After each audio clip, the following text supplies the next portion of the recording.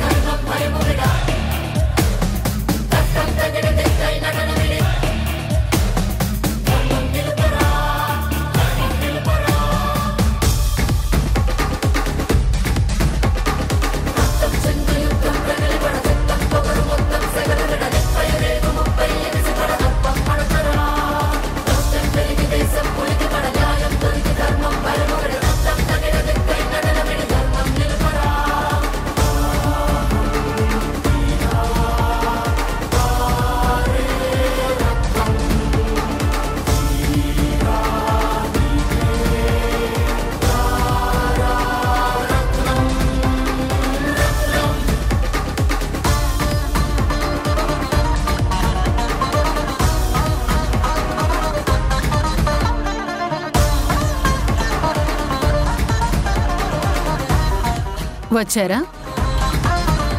వస్తారని నాకు తెలుసు.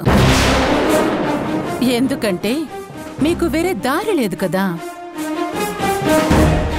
ఈరోజు నేను అండర్లైన్ చేసుకోవాల్సిన రోజు. విక్కీ,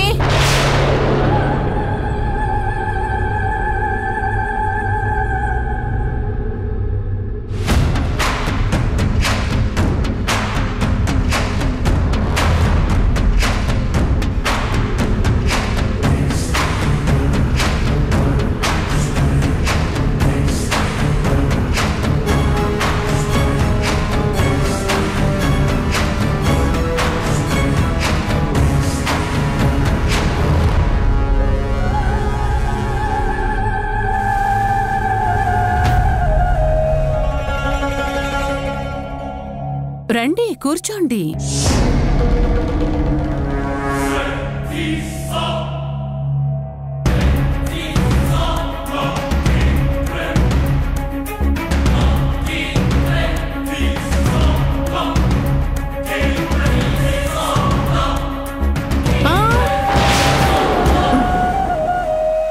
మా ఇంట్లో ఆ సోఫాలున్నది అయిన వాళ్ల కోసం, అతిథుల కోసం.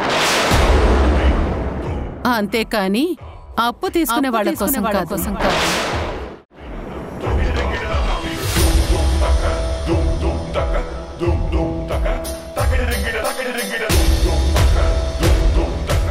విక్కీ, నిన్ను తల దించుకునేలా చేసిన వాళ్ళు మానింటికొచ్చి తల దించుకున్నారు. చూడు. అమ్మా, ఎగ్జాక్ట్గా నేను ఎలాంటి పిక్చర్ చూడాలని నా మైండ్లో అనుకున్నాను, అదే చూపించావమ్మా.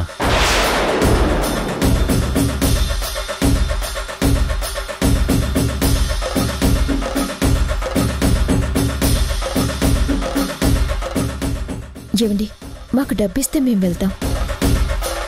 డబ్బిస్తే ఏంటి? మీరేమన్నా మాకు పని చేసి పెట్టారా? డబ్బిస్తే అని అనకూడదు, అప్పిస్తే అని అనాలి. అదే, అప్పిస్తా అన్న డబ్బులిస్తే మేము వెళ్తాం.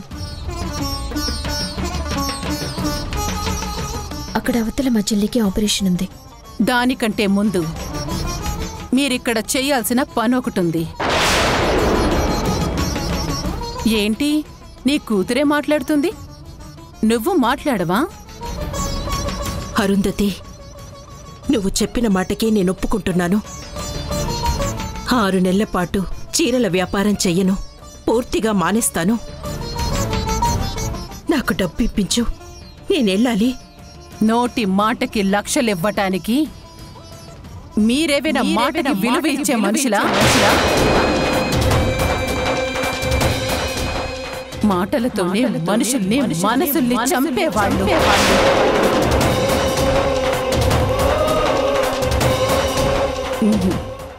నోటి చివరి మాట కాదు, నోటు మీద మీ మాట ఉండాలి.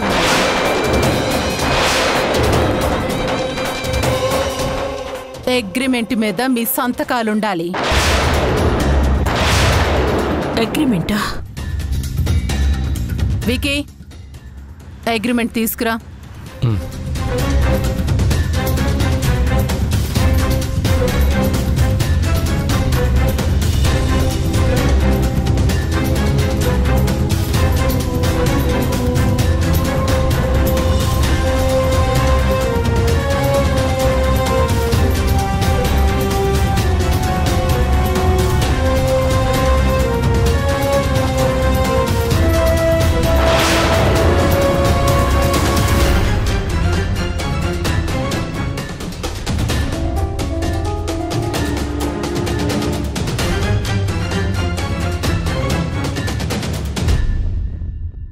ఆ అగ్రిమెంట్లోని కండిషన్స్ని చదువు.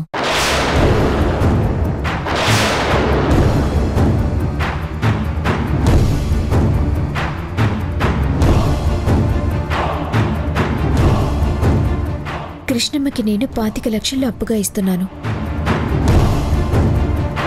కృష్ణమ్మ ఈ డబ్బుల్ని ధర్మ వడ్డీతో కలిపి 6 నెలల్లో తిరిగిచ్చేయాలి.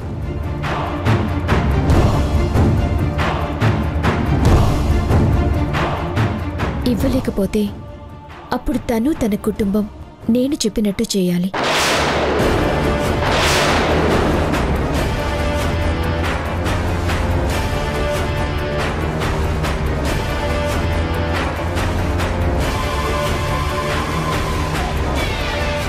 నా దగ్గర ఈ డబ్బు తీసుకున్నందుకు గాను కృష్ణమ్మ గాని తన పిన్ని గాని కూతుళ్ళు గాని బట్టల వ్యాపారం చేయకూడదు. ఈ 6 నెలలు పూర్తిగా వ్యాపారం మానేయాలి.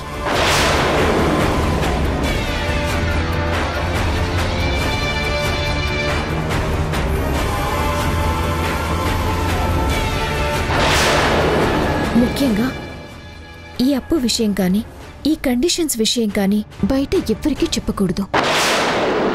చెప్తే దీనికి రెట్టింపు డబ్బు తిరిగివ్వాలి.